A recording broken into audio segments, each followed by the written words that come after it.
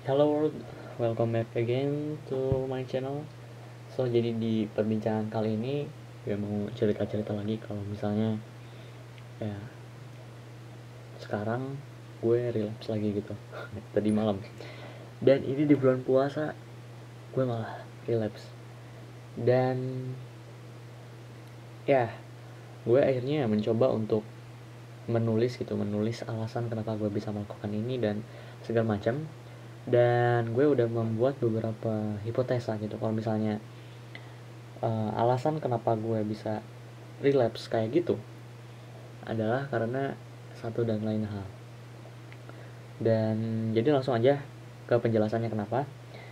Intinya di buku ini gue yang ngejelasin ya, gue tulis lah gitu.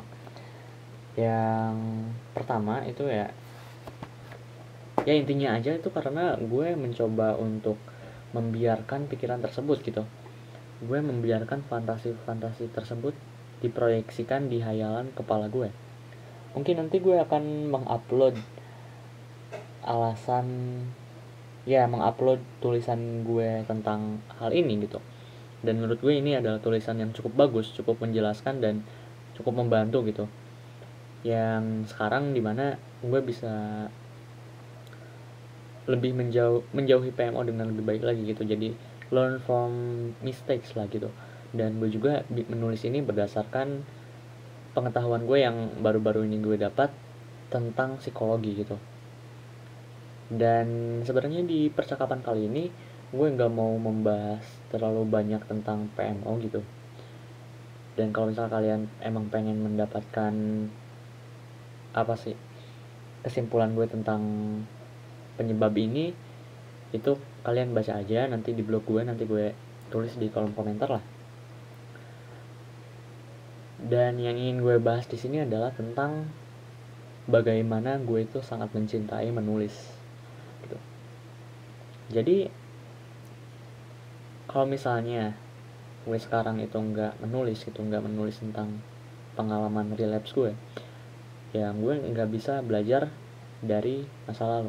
Dan ketika gue menulis ini, gue juga membuat rasionalisasi baru gitu. Jadi rasionalisasi itu berarti semacam pengambilan keputusan untuk mengubah persepsi tentang kehidupan atau mengubah emosi atau ya persepsi tentang suatu hal gitu. Dan ketika gue menulis, gue membuat rasionalisasi bahwasannya pikiran-pikiran tersebut itu harus ditahan, atau kalau misalnya tidak ya dialihkan gitu. Dan juga di tulisan tersebut gue menyimpulkan kalau misalnya gue nggak punya hal lain selain hal ini gitu, gue nggak punya aktivitas lain yang harus diperhatikan gitu, gak punya pemikiran lain yang harus diperhatikan, maka hasrat tersebut akan menjadi jauh lebih kuat.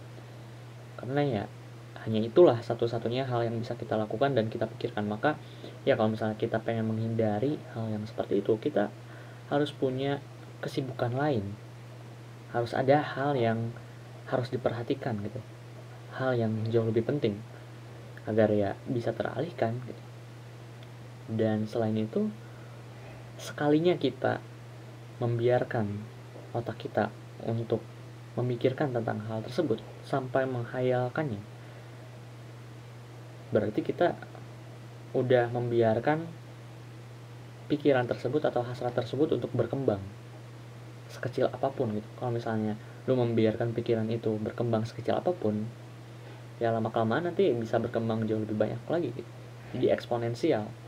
Jadi kalau bisa jangan mentolerir pikiran tersebut sesedikit mungkin, karena pasti endingnya sama aja. Pasti itu akan membawa jalan kehancuran, ke jalan yang emang diinginkannya gitu. Jadi ya endingnya bakal ya relapse lagi gitu. Nah, kesalahan gue sebelumnya itu ya gue itu malah mentolerir pikiran tersebut gitu, pikiran hasrat gitu. Jadi karena di waktu sebelumnya gue itu sulit untuk tidur gitu, dan salah satu caranya agar gue bisa mudah tidur adalah dengan menghayalkan hasrat fantasi yang demikian, dan lama kelamaan pasti akan tertidur juga. Ya awalnya gue berpikir bahwasanya ini nggak akan terlalu harmless gitu, nggak akan berbahaya, tapi ternyata setelah gue pikir-pikir lebih dalam lagi, ya secara psikologis ya itu justru akan berkembang lebih besar gitu ketika kita mentolerir hal itu untuk memasuki pikiran sadar kita. Ya itu akan terus berkembang gitu, dan satu-satunya cara untuk menstopnya adalah berhenti memikirkannya dan mengalihkan dengan pikiran yang lain. Nah, jadi karena gue kemarin-kemarinnya itu ya mentolerir pikiran tersebut, sebelum tidur gue memfantasikan hal tersebut agar mudah tidur gitu, maka keesokan harinya pikiran tersebut akan menjadi lebih kuat, besoknya bakal lebih kuat lagi, besoknya bakal jauh lebih kuat lagi. Apalagi kalau misalnya kita berulang kali mentolerir pikiran tersebut, dan ketika itu sudah semakin kuat, akhirnya bisa menyabotase dan mulai mengendalikan diri kita, kita mulai kehilangan kendali, ya bocor lah gitu. Akhirnya ya relapse lagi. Dan ya itulah kesimpulan kecil yang gue buat karena gue menulis. Kalau misalnya gue nggak menulis tentang hal ini, nggak menulis pengalaman ini, gue nggak akan membuat kesimpulan tersebut dan akan sama-sama aja seperti sebelumnya, dan gue nggak ada perubahan. Mungkin dalam waktu dekat gue relapse lagi karena gue melakukan kesalahan yang sama. Tetapi karena sekarang gue menulis, akhirnya ya gue bisa menghindari hal-hal yang seharusnya itu yang sebenarnya besar gitu. Kita bisa melihat detail-detail kecil dengan kita menulis karena kita jadinya lebih banyak berpikir gitu. So jadi gue rasa ya perkembangan gue saat ini yang mungkin mulai bangkit kembali untuk berjaya kembali gitu, itu semuanya disebabkan karena gue sekarang lebih banyak gue sekarang lebih banyak menulis dan membaca. Dan dari sini ya gue bisa mengembangkan lebih banyak hal lain gitu. Dari tulisan gue bisa mengembangkan ilmu pengetahuan tentang psikologi, tentang pengembangan diri. Gue bisa mengembangkan diri lebih baik dan mempunyai gaya hidup dengan lebih baik dengan menulis. Dan juga ya membaca tentunya ya, karena dengan membaca itu juga adalah hal yang membuat gue sekarang bisa membuat kesimpulan seperti itu. Karena sekarang yang gue baca itu adalah buku tentang psikologi, Thinking Fast and Slow. Jadi sekarang gue cuma mau bilang kalau misalnya gue itu sangat grateful karena gue bisa membuat sebuah rasionalisasi bahwasanya cara yang paling efektif untuk mengembangkan diri adalah dengan memperbanyak literasi, memperbanyak membaca, dan memperbanyak menulis. Gue merasakan perkembangan yang cukup pesat dengan menulis dan membaca. Dengan menulis, gue mendefinisikan arti hidup gue sendiri, dan gue bisa hidup dengan lebih bahagia. Gue gak pernah overthinking, dan gue gak pernah blank. Karena apa? Ada juga quotes yang menyampaikan kalau misalnya lu merasa overthinking, menulislah. Dan kalau misalnya lu merasa ngeblank, otak lu kosong, ya coba bacalah.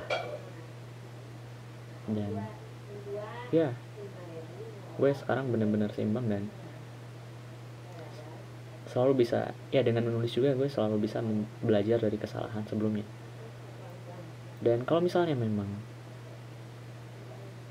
rasionalisasi gue tentang menghindari PMO itu ternyata tidak benar gitu, dan ternyata tidak begitu berpengaruh kepada progres PMO gue, progres novel gue, ya gue bisa membuat rasionalisasi lainnya lagi gitu. Gue bisa belajar dari detail-detail yang lainnya lagi gitu, dan trial and error gitu. Gue terus mencoba hingga akhirnya gue menemukan formula yang pas gitu. gue sekarang jadinya suka gitu dengan penelitian, karena gue mulai suka dengan menulis. Gue menulis observasi-observasi gue, dan untuk sekarang dan seterusnya gue akan terus memperbanyak tulisan dan bacaan gue. Intinya menulis dan membaca itu luar biasa.